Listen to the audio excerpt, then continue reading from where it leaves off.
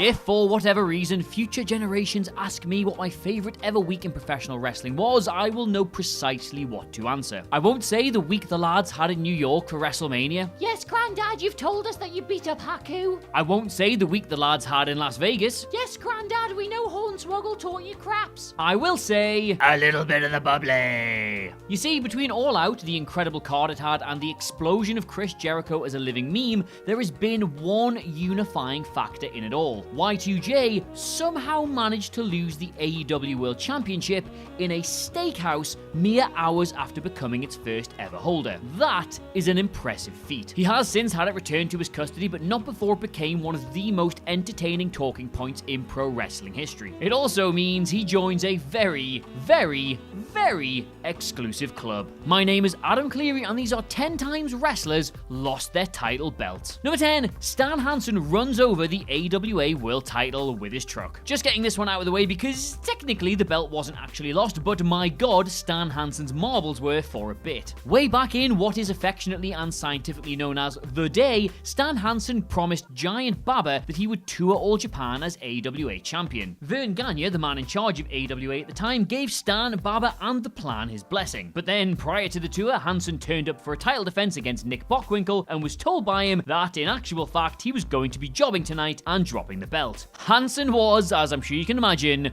quietly furious. His solution to this, after you assume a few minutes of very calm, rational and polite negotiations had failed, was to leave the arena with the belt in tow. He then flew to Japan with the title, completed the tour as promised, and defended it as planned before coming back to the United States and, can't believe I'm going to say this, repeatedly running the belt over with his pickup truck before posting it back to them. Number 9, Pedro Morales' WWF Championship title is stolen. Yes, the old red WWF title had an unfortunate history in this regard, and more on that later, but one particular time it allegedly went walkabout was when it was entrusted to Hall of Famer Pedro Morales. Morales immediately notified the authorities and claimed that the championship had been stolen, but a number of elements of his story didn't sit entirely well with the police, and even less so with his employers, who suspected that in actual fact there had been no theft. But with no culprits caught and the company quickly having a new one made, everyone just seemed to move on with their lives. However, years later, noted wrestling historian Tom Burke actually bought Morales' stolen championship from a pawn shop in New York. Given how idiotic it would have been for the thieves to dispose of such a recognizable item this way, the theory now suggests that Morales sold the belt himself in an attempt to pay off some gambling debts. Number 8, Michael Hayes loses half of the tag team titles. If you've ever wondered why Michael Hayes and Jimmy Garvin would occasionally come to the ring with only one of the NWA Mid-Atlantic World Tag Team title belts instead of the customary 2, well, it's very simple, because they managed to lose the other one. The pair would often have to improvise their pre-match showboating at events to disguise the fact that they were only carrying one of the straps. This wasn't too much of a problem on the territories, but once that belt became the WCW World Tag Team Championship, it became significantly more important as a television prop. This, sadly, didn't make Hayes any more reliable in the situation, and he would allegedly still leave the belt in hotel rooms or his bag and not realize until they were due to go on. To his credit though, he did at least never lose it for good. Number 7, Jerry Lawler loses a belt, part 1. A Jerry Lawler triple here, which is incidentally now the informal term for a heart bypass procedure in certain Tennessee hospitals. First up concerns his rather laissez-faire treatment of the iconic Southern Junior Heavyweight Championship belt. What do you mean, what's that? Jesus, do you need me to do everything for you? It was, and I guess still is, the most prestigious title in the entire Memphis territories. Sputnik Monroe used to carry it, for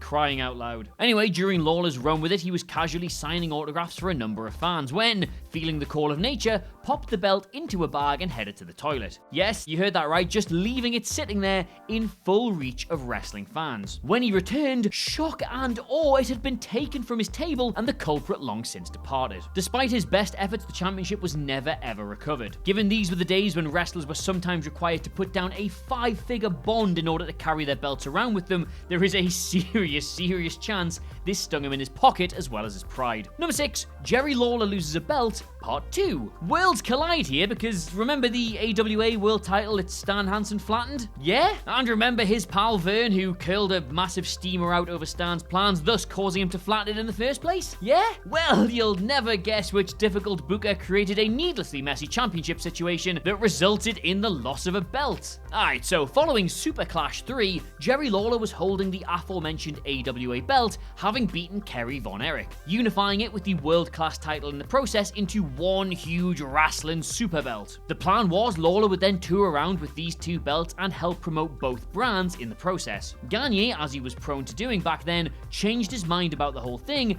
and demanded that Lawler give him the belt back. I mean, okay, fair enough, it's his promotion and his belt, but Lawler was still to be paid for Super Clash and very reasonably said he'd return it in exchange for the money he was owed. Gagne, and you're not going to believe this, refused to do that, and Lawler kept the thing, even using it as a stand-in for the USWA Championship for literally years. Maybe I should do a list on Gagne. Number 5, Jerry Lawler loses a belt, Part 3. And yes, while we're all here and that whole title unification mess is in your head, here's the third story of Jerry Lawler losing a belt. Once upon a time, a man named Eddie Crawford worked the same regional territories as Jerry Lawler and, for a while, was even trained by him. His gimmick was, as a black man, to wear all white ring gear and go around calling himself Snowman, which eventually led to an angle between him and his former trainer where he alleged that Lawler stopped him getting opportunities because of his skin color. This ended, as of course it should, with him beating Lawler for the USWA Championship. However, the match didn't really do much to alter the two men's standings within the company, and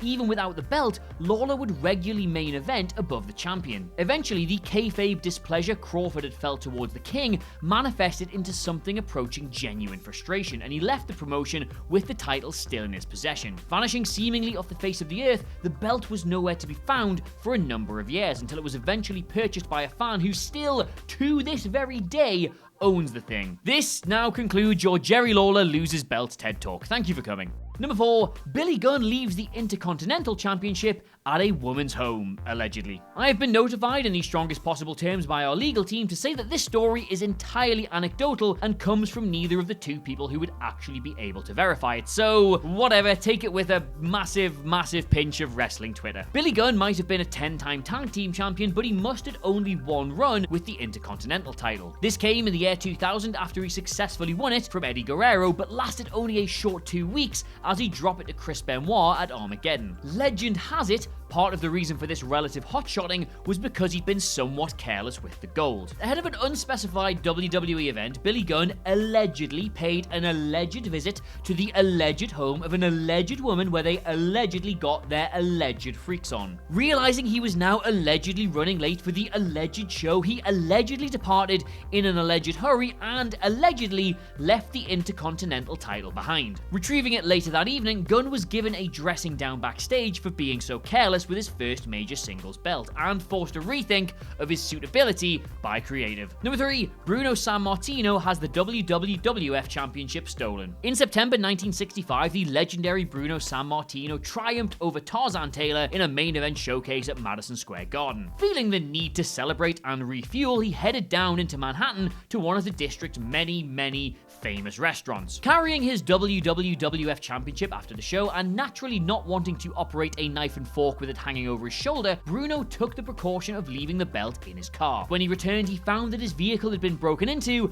and a number of his possessions had been taken. Chief amongst them, the valuable-looking championship belt. Sadly, with no social media firestorm to brew up or obvious t-shirt slogans to spin out of it, Bruno could do nothing but file his police report and hope for the best. Number 2, Natalya steals Jim Neidhart's WWF tag title. A heartwarming tale has done the rounds on Reddit over the years. This one concerns the Neidhart family. Story goes that way back in 1987, when the Anvil was one half of the WWF Tag Team Champions with Bret Hart, he left his traveling case lying around ahead of his next trip. His daughter Natalya, being around 5 at the time, came across this and took the belt out of it to play with. Anvil, not realizing this had happened, simply zipped up his case and headed out the door. Some not inconsiderable hours of cross-country traveling later, he arrived at the show in New York City, unzipped his bag, and discovered he was missing about 15 pounds of gold. Cell phones and instant messaging not being the norm back then, the whereabouts of the title remained a mystery until he returned home to find his daughter proudly stomping around the living room with it. Now, whether or not Anvil got it back in 2010 by making himself Divas Champion for the afternoon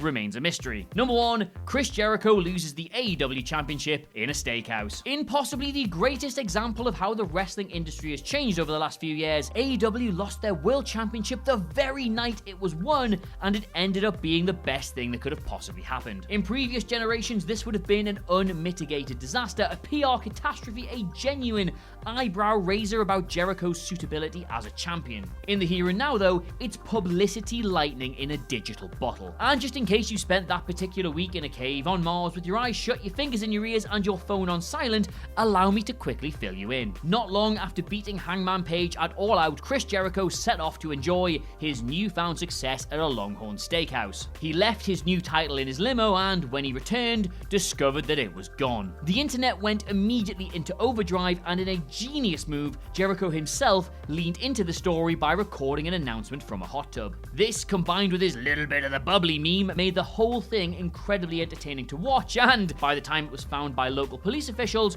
was the biggest talking point in pro wrestling. AEW already have 2 t-shirts available off the back of it. Let us know what you made of it all in the comments below, and of course don't forget to like, share and subscribe. In the meantime though, thank you so much for watching. I've of course been Adam Cleary, and I'll see you soon. Goodbye.